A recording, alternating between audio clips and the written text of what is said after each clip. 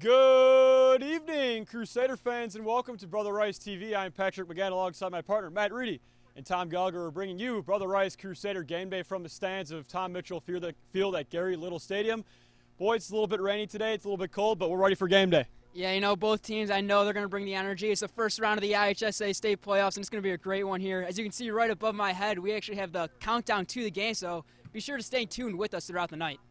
For sure, yeah. So tonight, it's the Brother Rice Crusaders versus the Zion-Benton ZBs. It's going to be a good game. Brother Rice is seated first, and Zion-Benton is seated 32. Tom, what do you think about tonight's game? Well, my key to the game here is the mindset. Brother Rice Crusaders obviously being ranked #1, but they have to treat every other team like they're ranked #1 as well. They can't come into this game taking anything for granted. Come playoff football, no week is given. They got to give it their all, keep the energy up, really take control of this game from the start. For sure, yeah, win or go home. My key to the game is pretty much the same thing. I actually was talking to some kids in school, and I think this game mentally is going to be one of the harder games for them because it's the first round of the playoffs.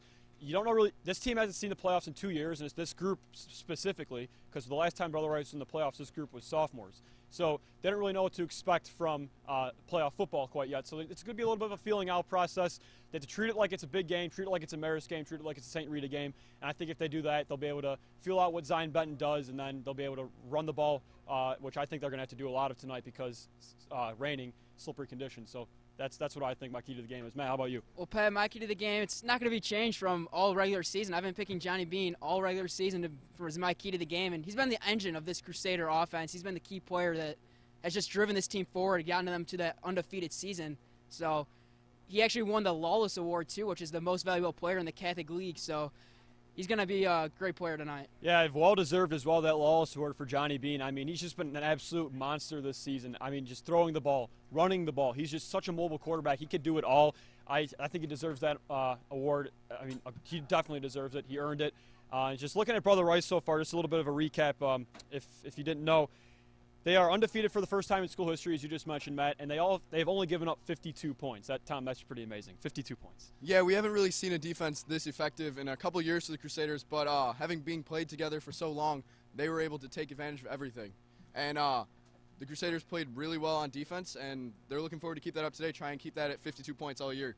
Exactly, yeah, the defense wins games, Matt. Yeah, definitely. And another thing you forgot to mention was that the last time Brother Rice won a Catholic League championship before this year was in 2014, so it's been 4 years, and Brother Rice finally got to reclaim that title this year. Yeah, and it definitely feels good for sure. I mean, looking over there at the scoreboard, they don't have any more room for the Catholic League championships. They're going to have to make a little bit of room there to add 18 up there. So hopefully that'll go down well. So we still have a little bit more to talk about. So Brother Rice had a lot of great players this year coming with the 9-0 team. They had 8 players named to the CCL Blue First Team All-Conference. Some of those players were Johnny Bean, Zach Werico, Joe Fitzgerald and Dan Fitzgerald, Jay Sean Means, Dylan Summers, Dan Sullivan, and Rich Sievers. I mean, 8 guys to the All-Conference team. That's amazing.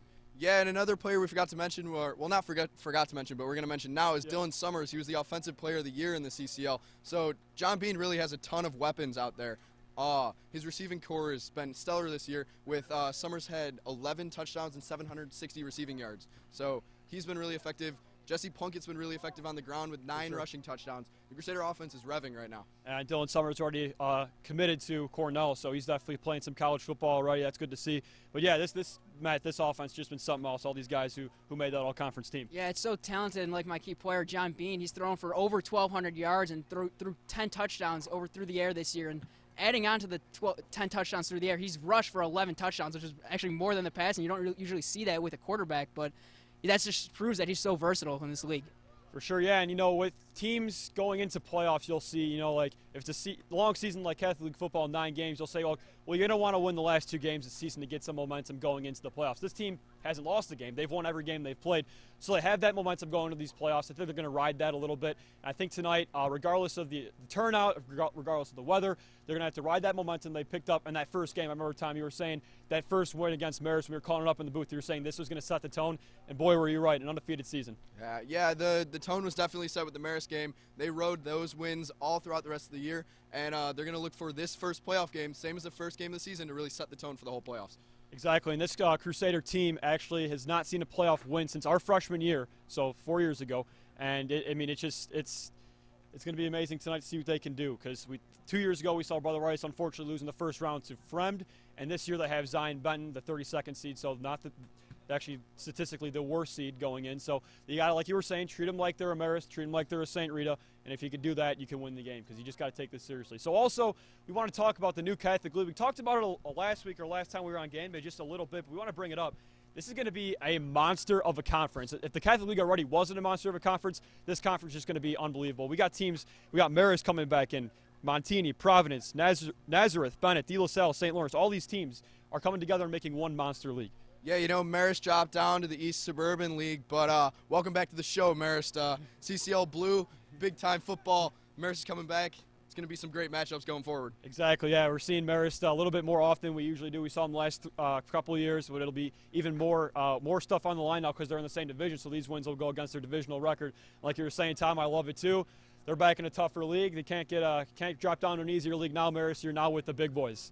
Yeah, like you said, this was one of the toughest conferences in the state of Illinois before Marist was in, and now you throw Marist into the mix. It's going to be one heck of a conference to win. I'll tell you that for sure. And we're talking about how Marist has a tougher ride. I mean, we still have a pretty tough ride too, boys. I mean, this is going to be a tough league. You know, you got Mount Carmel, who's always good. You got St. Rita, who's usually always good. This year, kind of had an off year.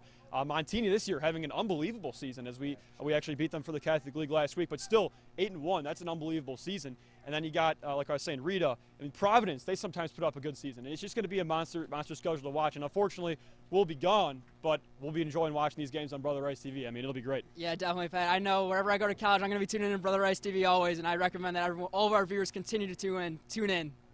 Yeah, for sure. It's going to be a great conference, and looking forward, we have the divisions already mapped out. The Catholic League is now mapped out. So the CCL Blue, which Brother Rice is in, it'll be Brother Rice, Mount Carmel, Marist, and Loyola. Wow, that's all I can say. Wow, yeah, I agree strongly. That is one heck of a conference here. It's not going to be an easy one to win for sure, but when you do win, it's going to be a whole nother sense of pride. Exactly, and this team, they still have a lot of good juniors and sophomores down below, so they have an opportunity to do what the Crusaders did this year and hopefully defend that Catholic League championship, Matt. Yeah, they put that 2-7 season behind them, and Brother Rice is just on the rise right now. They brought in a lot of good classes of just talented athletes, and I'm really excited to see where this program is headed in the next couple of years. I know, for sure. It's going to be great to see in the future of Brother Rice football. And just a few of the other divisions we're looking at now. The CCL Green consists of Notre Dame, St. Rita, Montini, and Providence. That's a pretty good league, Rita and Providence. And we saw Montini this year coming out of nowhere, so that'll be a good conference to watch out for. The CCL Orange will consist of Nazareth, Bennett, De La Salle, and St. Lawrence. St. Lawrence usually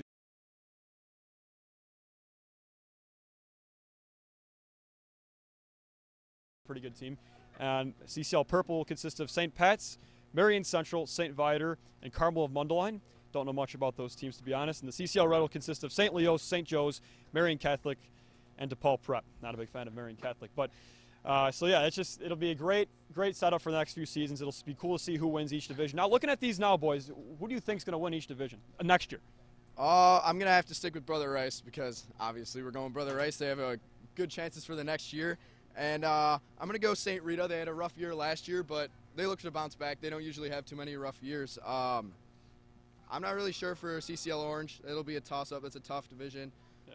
And I think Joliet Catholic usually has a pretty solid team. For CCL White, for CCL Purple, I'm going to go St. Pat's. Yeah. That'll be my guess for that year. And CCL Red, I think I'm going to go St. Joe's. St. Joe's? They've had some rough years, but look for a good year for them this year. All right. Next year, actually. I respect those predictions. How about you, Matt? Just a few of your predictions. We don't need all of them, I guess. Yeah, well, starting off, obviously I got to go Brother Rice. Like I said, they turned the program around. They're looking to do big things next year and obviously this year as well. CCL Green, I'm going to go Montini. They turned it around this year and only lost coming against our Crusaders, so I think they were going to be atop the CCL Green. And lastly, for my pick for the CCL Orange is Nazareth. They played a very good game against Marist. I think that was one of their only losses this year, and they've just been a good team so far. Yeah, for sure. And so that's all the time we have left here on this first segment of Crusader Game Day. Coming up will be a commercial break, and stay tuned for a few interviews later with Joe Fitzgerald and Coach Becky that our very own Connor Durkin fetched this week. So it was a great week in school. Playoff atmosphere was high. We're all excited for this game. So be ready to tune in to tonight's game on Brother Rice TV. At 6:30 as the Brother Rice Crusaders take on the Zion-Benton Zeebies. It'll be a great game. We'll see you guys back here for the second segment. Thank you for watching. Hey there, it's Pat McGann. It's that time of year again for the fall appeal of the Brother Rice Annual Fund. Your generous gifts and donations can help our students achieve some amazing things. This past year, our advocacy club and robotics team joined forces to design and build inexpensive prosthetic hands for children around the world. Classrooms have been updated, offering our students new technology and new tools as they prepare for success after high school. And speaking of exciting developments, Brother Rice has introduced new classes like aerospace engineering that will give us the opportunity to design several instruments important to spaceflight and explore new applications for robotic systems. All of these exciting things happen because of your generous donations to the Brother Rice Annual Fund. On behalf of all the students at Brother Rice, thank you, Crusaders! To donate to the Annual Fund, please look for our fall appeal in your mailbox soon. To make a gift today, please visit brotherrice.org/give. Once there, you'll be able to make a one-time or monthly gift. Thanks again for all you make possible for all of us. What's up, Crusader fans? I'm here with senior linebacker and defensive end Joe Fitzgerald. Joe, obviously an outstanding player, the Andrew Wisher captain of this football team. Joe, would you like to elaborate on what it feels to be the Andrew Wisher captain of this team? I mean, it feels great because, like you said, how great of a person Andrew was, how good of a player. More importantly, it means more how good of a teammate you are. And Andrew was the best teammate, and be voted by my teammates and coaches as the Andrew Wisher captain. That really means the world to me. 2-7. We keep seeing that press clipping of what you said, we're not going to have this again. You worked all off season, then you got here 9-0.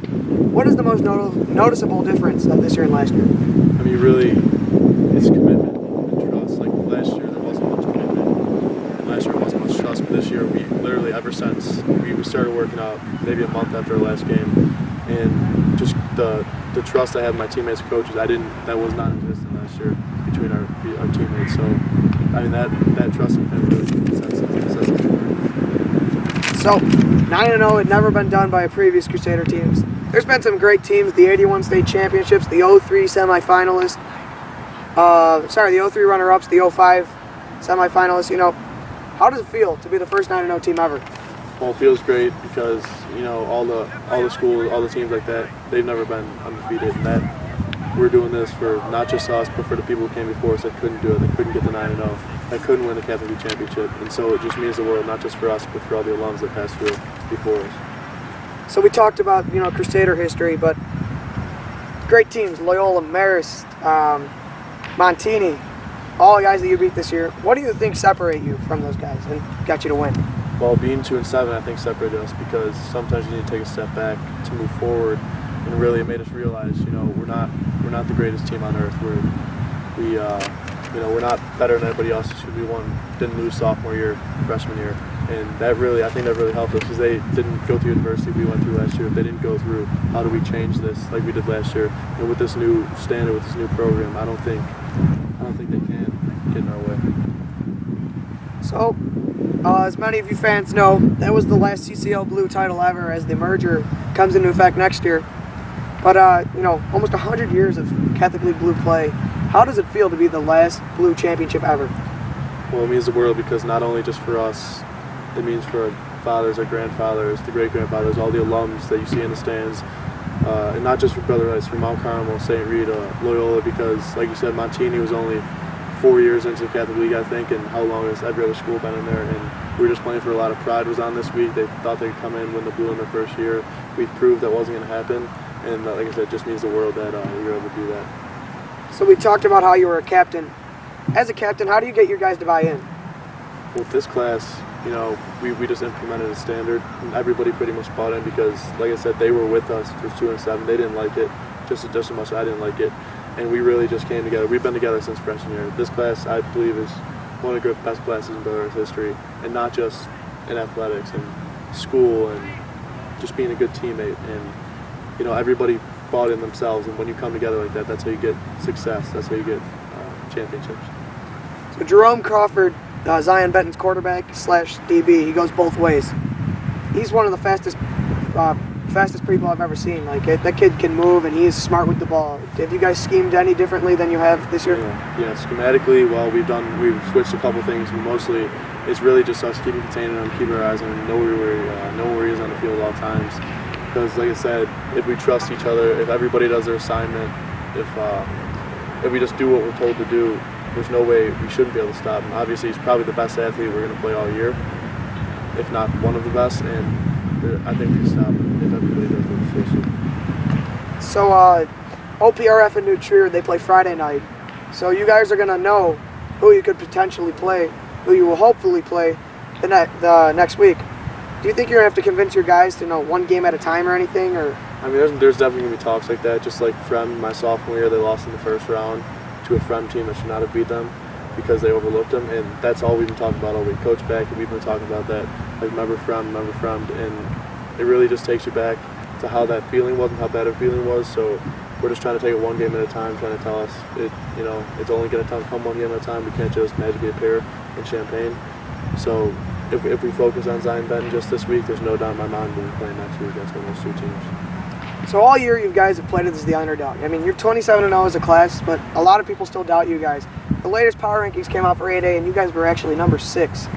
So do you like playing with that chip on your shoulder? You know, we love it. We love being the underdog because, like I said, there's kind of an element of surprise. Marist, Loyola, Monsignori, most of those games we were all picked to lose, and it just really gets you more fired up for those games. That says, like, nobody but us. You know, that's kind of a mantra since freshman year. Nobody's going to believe in us but us. Nobody's going to believe we could do it until we do it. So just to continue to show people, I'm kind of glad we're ranked that low in the rankings. All right, Joe, thank you for your Thanks, time. Derek. Welcome back, Crusader fans, for our second segment of Crusader Game Day. You just saw the interview with myself and Joe Fitzgerald, and what a great interview that was. Joe, very kind, took the time to take a very well-thought interview. I really got to get inside the locker room of the Crusaders, and he was just a great man like he is, you know. I have no doubts that he is going to Division I. So the point of this segment here, we are going to talk about the score zone, what has happened the last few days, especially last night. So we'll start out in Oak Park as Oak Park River Forest took down New Trier. The winner of this game will play Oak Park. Oak Park really dominated that game last night. The final score was 34-16, but it felt like 34-0. You know, 2 late scores for New Trier, but Oak Park ran the ball well. They threw the ball well. They're an all-around team, and whoever wins this game is going to have a real tough match on their hands. Yeah, I'm definitely excited for this matchup. You know, the winner of this game will play Oak Park River Forest. So I'm definitely excited to see what happens with this game and the outcome of that.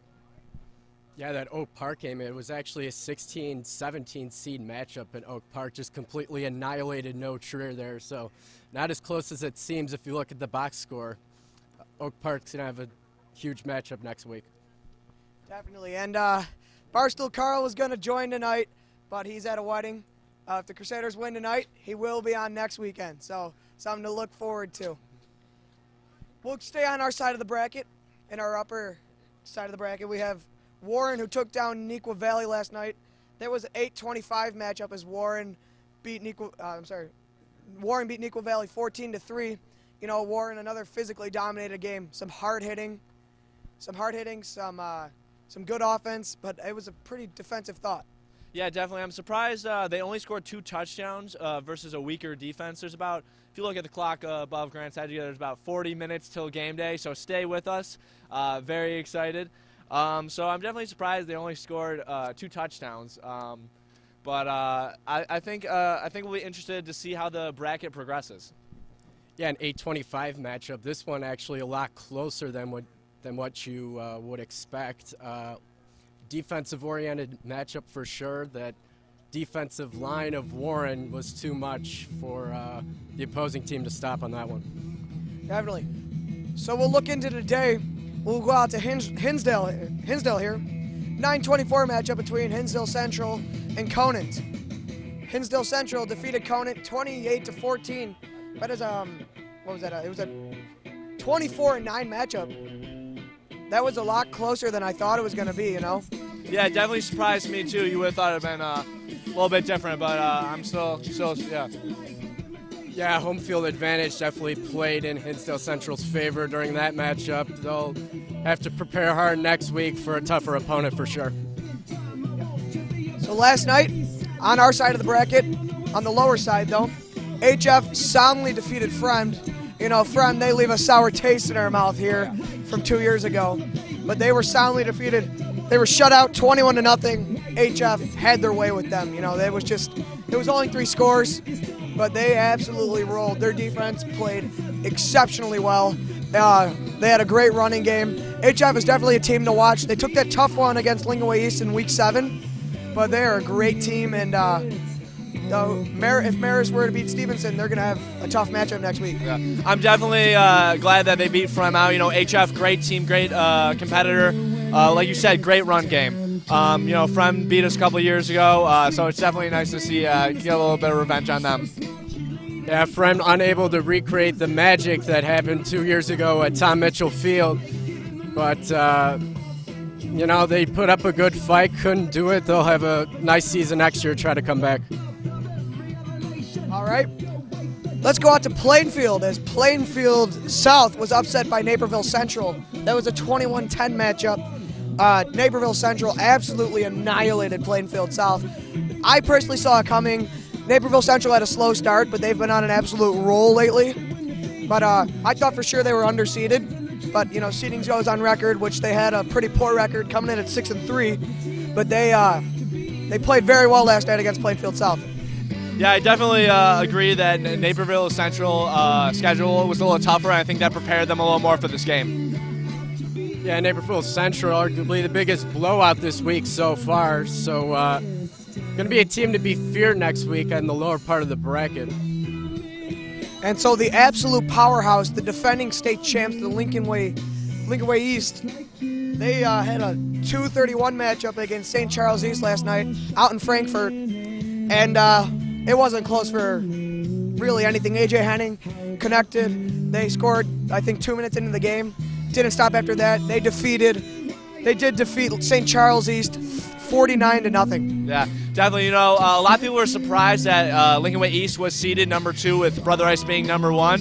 I'm personally not surprised. I think we have a much better team, but I think you might see these two teams meet later on in the championship. I don't know. We're going to take one game at a time, but definitely look out for them, and we'll keep our eye on the right side of the bracket. Yeah, Lincoln Way East is a perennial force in Illinois football, doing exactly what you would expect there. And they're going to have some tougher competition as the playoffs go along. Let's see what happens. So let's, while we got the time, let's talk about Lincoln Way East for a minute. A.J. Henning, the star receiver, offers from LSU, Notre Dame, Illinois.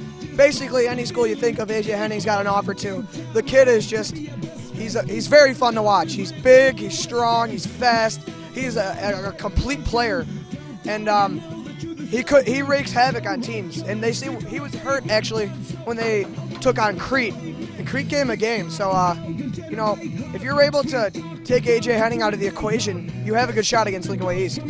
Definitely. And what I like about Lincoln Way East is I think we mirror them really well.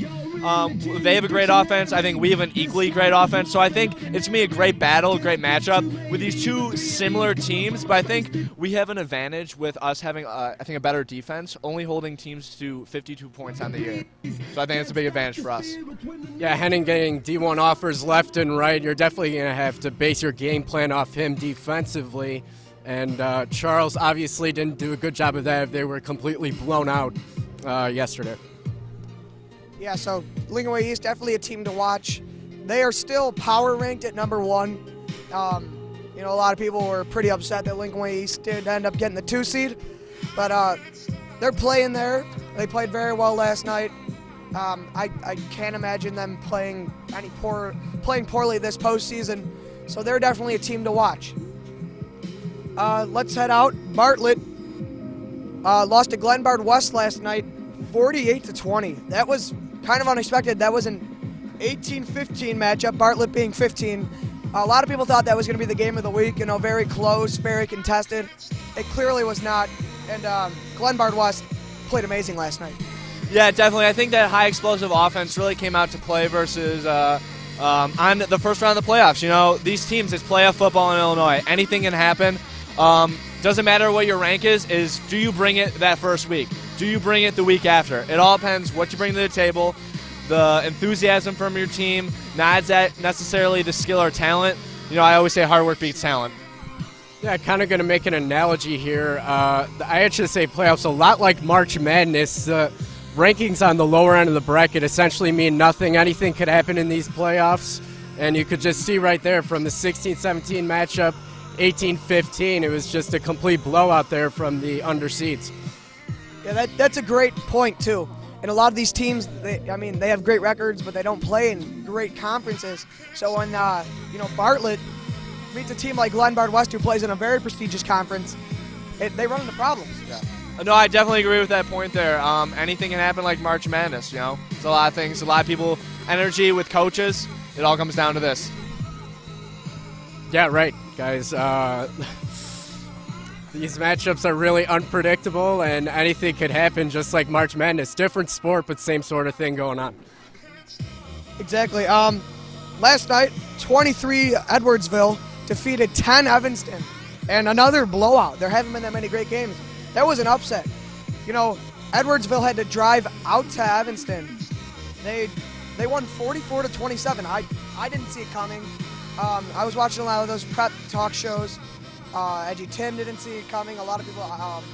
Evanston was the favorite in that game, and Edwardsville came out and just played amazing. Yeah, exactly. I definitely agree that seeds don't mean much, but I think there's going to be a lot of upsets this week. So stay tuned for them. I got a hot take coming up when we get to that Minooka-Loyola game. You'll hear about my opinion later. All right. And then last night, Maine South soundly defeated Huntley. We're not going to talk about that game. 55-14 was never close. Not much there. Those 14 points were scored at the end when the bench players were in. Bolingbrook upset by Waubonsie Valley last night. I did see that coming. Bolingbrook coming off a tough loss from Lincoln Way East. They were a little heartbroken after that. That was a 38-21 final. Waubonsie Valley won on the road. So now we have our own little high school game day interpretation here. We're gonna make our picks throughout what's going on here. So 13 playing 22 Barrington. That's tonight at 6 p.m. Who do you got, Grant? Yeah, Oswego, the favored 3 seed here. They're definitely going to get the big win, is my prediction. Yeah, I'm also going with Oswego. They're pretty good. No, I definitely agree with you guys, but I think right now we're going to go to a nice interview with Coach Badke. It's a great input on the inside of the team. We get really to see the mind of a coach who won an award recently. So let's go to that interview. All right, Crusader fans, I'm here with head coach of the Brother Rice football team, Brian Badke. First of all, Coach, congratulations on the Tony Lawless Award. That's a huge accomplishment. It is. It's a true testament to our kids and the program, and I've been fortunate. It's my second one, and again, it's a true honor to be a part of this great tradition here at Brother Rice and the Catholic League. So I was talking to Joe Fitzgerald, your captain, and I asked him, obviously the mindset after last year and everything. Did you, as a coach and as a coaching staff, try to do anything differently this year? Yeah, we definitely did. When you obviously have a tough season as we did last year, and it seems to me everyone likes to bring that up, which we're trying to forget about, we definitely made some changes. I think, as a staff, we sat down and we decided to do some different things in the off season. We sat down, discussed some things that we're going to do in the summer. I think a big part of this season is one of our alums, Joe Bettinardi. He's an '83 grad. We talked about like a character development coach, and I think he was a big part of our transformation this season. Obviously, the kids and the hard work in the off season, all those things, and on the field put into it. But I do feel that having Coach Bettinardi on our staff and helping us out with character development, doing some more team functions, and having some more fun as a group, as one. I think that definitely developed some great camaraderie. Definitely. So, obviously, a lot of hard work was put into it, so the team has great work ethic. But describe the leadership of this team. Yeah, I think that's what sets us apart, is the leadership. The senior class is obviously a very special group. As a group, from freshman, sophomore, senior year, they were undefeated. Obviously, and last year was definitely bad taste in their mouth. And I do feel that obviously with some of those injuries that we had were obviously something that hurt us in our record. But the leadership, these guys have developed not only on the football field but in the classroom. and outside of Brother Rice, I'm extremely proud of them, and they are extremely hard workers. They're very good. The majority of them are high academic, great students, and they truly emulate what a student athlete's all about. Definitely. So I've talked to their previous coaches at the freshman sophomore level, and they said it's just been a great, fun group to coach. How fun has it been for you? Yeah, it's rewarding. We love to be here every day practicing. It's a grind. Practicing every day, and then you only get to play one day a week. So you really enjoy working with these guys because they love to compete. And when you're at practice and you're competing, you're getting better, and you love kids that want to strive to be the best that they can. And that's what's truly special about these guys. And what I really appreciate is them as seniors have done that. They've done a really good job bringing in the juniors and a couple of obviously our sophomores that have come up and practiced and played with us too. So that last week, huge victory over Montini to seal the last Catholic League Blue win ever. How good does that feel to know you're the last Catholic League Blue team to win ever? I think it was bittersweet for our guys, to close out the season 9-0, to win the Catholic League Blue. I'm upset about the way things are transforming with this new conference, to be honest with you, because the Catholic League has been around for over 110 years, and it's going to continue to go on, but we're obviously combining with another conference now. So, but I was happy for the kids, and we start our second season now. So, that's what we're looking forward to now. So we're going to get a little bit into playoff talk here. So even as the #1 seed, 9-0, you guys have really just played awesome this year. It still seems like a lot of people still doubt you guys. Like latest power rankings, you guys are 6, and I think it might be a little bit of an insult, but do you like playing as that underdog with that chip on your shoulder? Yeah, absolutely. They can do all they want to do as far as rankings and all that. We just have to do what we need to do, and work hard every day, try to be the best football team we possibly can be. But you got to put the work in, and these guys have done that. There's been doubters all year. They're continuing to doubt us, and we're just going to try to do the best we can, and hopefully the results continue to be in the win column moving forward. So, 8 CCL first-teamers, an Offensive Player of the Year, the most valuable player of the conference. What makes your team be so successful and be so good? Well, obviously, they're good football players. These guys know how to win. They compete, like we talked about. But they love the game of football. And I think that's a testament to them. And that makes it enjoyable at practice every day. You got to love to play the game, and they really enjoy it. They know how to play. They're smart football players. Obviously, knowing, where the, first down is. And Johnny just seems they have the nose, to get that football across that line to get, either a touchdown or first down. Our defense, I think that's something that's, under my tenure, this is obviously the best defense that I've had since we've been here, but we've had some better athletes and guys that want to hit people on the defensive side of the ball this year. And you can see that's been some of the results, obviously a few of these shutouts and whatnot. And, so I think that's, again, it's a compliment to them. We're looking forward to what's next. Yeah. Defensive-minded you were, defensive backs and everything. I know you switched over to the receivers a little bit this year, but 5.4 points a game from your defense. How great does that feel as a head coach? The thing is defense wins championships, and like we were just talking about, offensively we've had a lot of great players. I think in the last 4 out of the last 5 years we've had the Offensive Player of the Year in the conference. And we'll continue to do that. But great teams win championships with great defense. If they can't score, they can't win. And defensively, you can develop, points on the board and create turnovers and do things like that. So, and they have that mentality. They get upset if they score, or if we do something on special teams that they, like against Rita, we gave up a long kickoff return. So they take a lot of pride in that.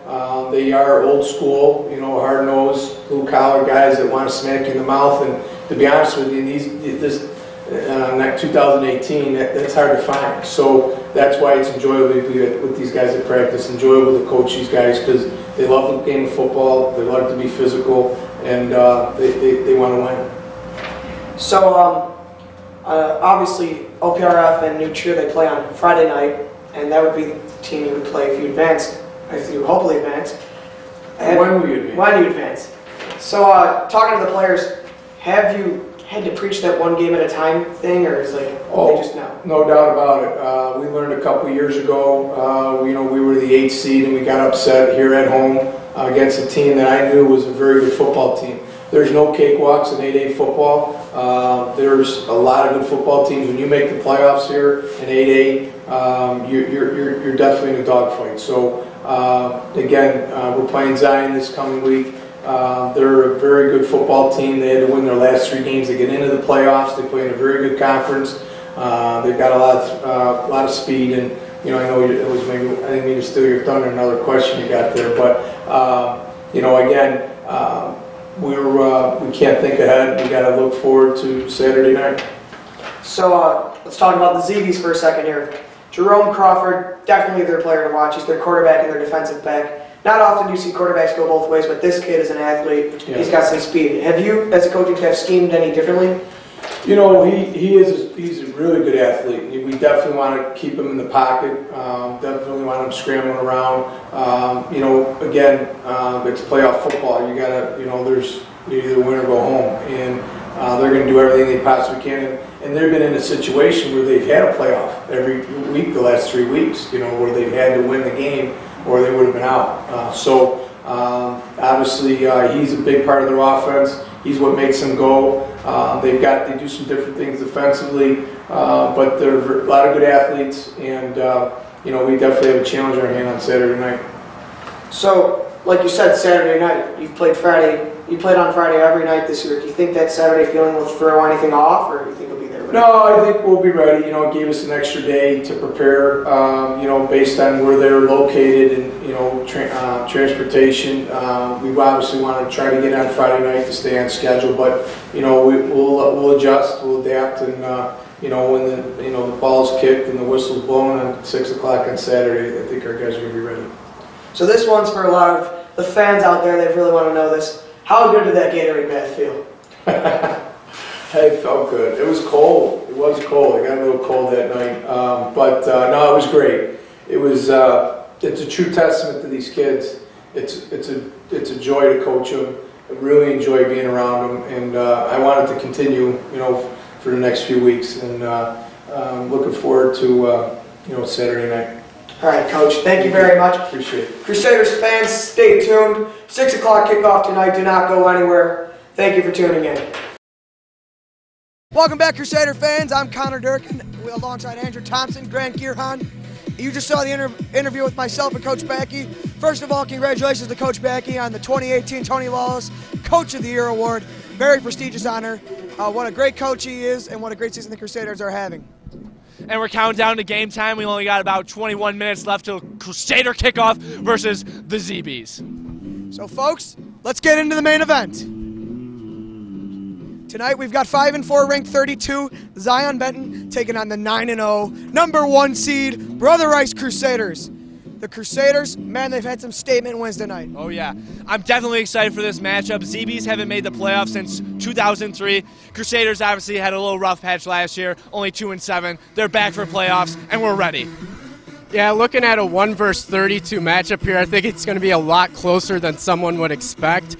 The Zion defensive line is really ferocious. Crusaders got to keep the turnovers at a minimum if they want to stay in control of this ballgame. The Crusaders, 5.4 points allowed a game. That is amazing. We've never had a defense this good. We've never had a team finish 9-0 like this. The last ever Chicago Catholic League Blue champs. Let's make our predictions for tonight's game. I'm going to go with Brother Rice 23-17 in a little low-scoring matchup here. And I think defense is going to overpower. That's interesting, Gears. Crusaders coming off 3 straight shutouts. I'm going for a 4th. 28-0 Crusaders. I expect this to be a good game for the Crusaders.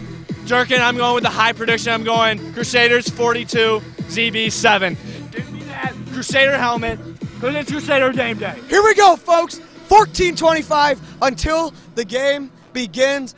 What a great night we have. It's a little slick. It's wet. Let's go Crusaders.